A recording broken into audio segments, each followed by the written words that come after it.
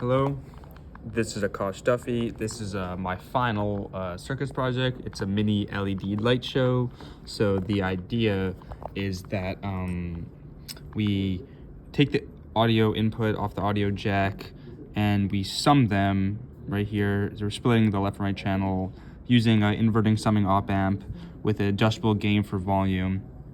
And then we're because this is inverting, it's a negative output, so we're inverting it again with this has no gain, so it just reinverts it back to a positive. And then the summed audio is going into both, splitting into both low pass and high pass filter, which is being outputted to a peak detector, one for each.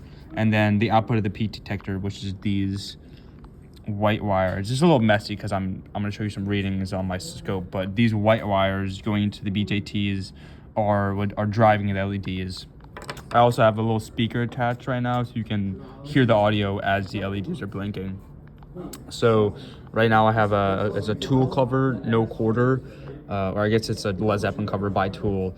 But if I start to play this, you can hear the audio start, and then once it gets high enough to start blinking, we're gonna have the red and the yellow LED blinking.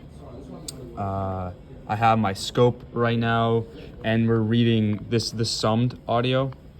I have the second channel turned off, which is connected to the peak detector. I'll show you that after.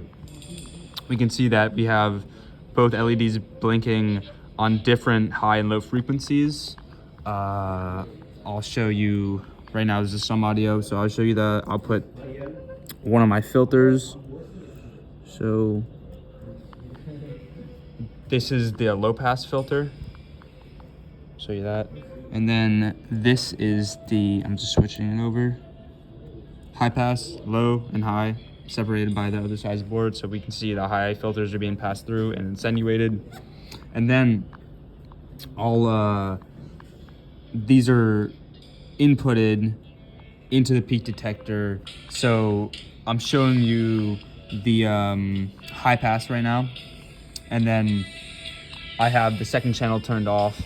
So this is the peak detector off the high pass filter, which is then being outputted to the yellow LED. So yellow is high, red is low, and you can see that the peak detector is detecting and holding the peaks of each of the like the highest voltage at the moment based on the wave, and then that is entering the BJT, and if it's high enough to pass the base voltage, it'll turn the LED on and make it flash, and when it's lower, it turns off. So the different levels of the peak detectors making the LED flash based on the different frequencies. So I'll use, this is the audio I use in my project description. So if I just fast forward to like a louder part of the song, you can see we have the LEDs blinking.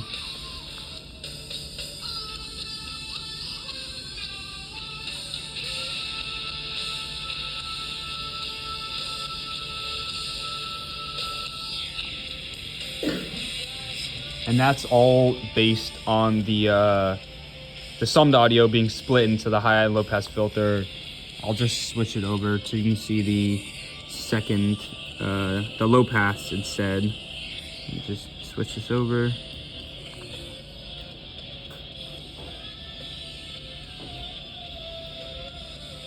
Shit, here we go.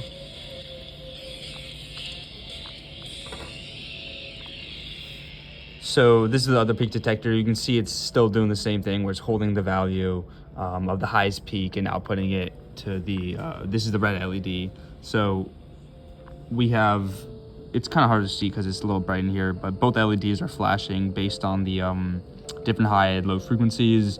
They have different inputs and outputs, so they're not, it's not like the same output. They're not flashing based on the same information. I'm gonna do this with another, let me just do this. This is a long song. So it's getting quiet. There's the drums, you saw that? Yeah.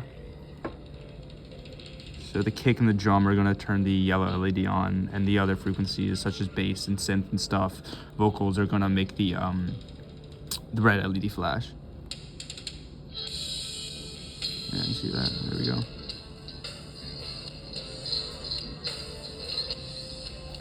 And I have the speakers hooked up so you can hear it as well as, I'm not just like saying I'm playing audio and you can't hear it, because what's the point of that, right? So I think this circuit is pretty well made, pretty well wired up. I'm using, I guess, 4 op amps, 3 OP97s and 1,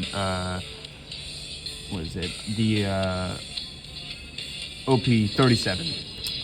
So that's my project. So it's all working. The project is outputting what's supposed to.